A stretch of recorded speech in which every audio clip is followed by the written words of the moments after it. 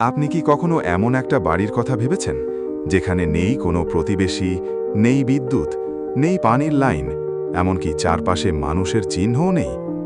আজ আমরা জানব বিশ্বের সবচেয়ে একাকী বাড়ি, যা আইসল্যান্ডের এলিডায়া দ্বীপে অবস্থিত, সেই রহস্যময় কটেজের গল্প।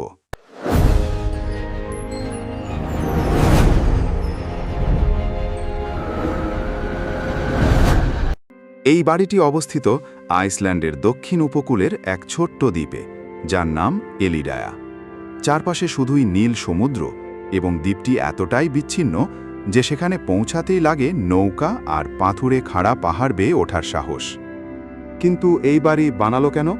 1950-এর দশকে এলিডায়া হান্টিং অ্যাসোসিয়েশন এই বাড়িটি নির্মাণ করে মূলত পাফিন পাখি শিকার এবং বিশ্রামের জন্য। এটি একটি হান্টিং লজ বা শিকার ঘর। এই বাড়িতে রয়েছে কাঠের দেয়াল ও আরামদায়ক সোফা, রান্নাঘর ও সাধারণ বাথরুম, উপরে একাধিক বেড এবং একটি বই লেখার খাতা, যেখানে আগত দর্শনার্থীরা সই করেন।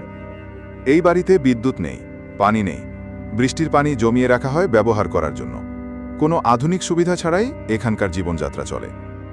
তথ্য অনুযায়ী এই দ্বীপে সাধারণ মানুষ প্রবেশ করতে পারেন, তবে সেটা চরম ঝুঁকিপূর্ণ, কারণ কোনো জেটি নেই, সাগরের প্রচণ্ড ঢেউ, দ্বীপের ওপর ওঠার রাস্তা খাড়া ও বিপজ্জনক।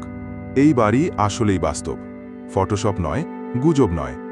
একাকিত্ব, প্রকৃতি আর সাহস, এই তিন মিলে এই বাড়িকে বানিয়েছে পৃথিবীর সবচেয়ে একাকী অথচ সবচেয়ে রহস্যময় এক আশ্রয়।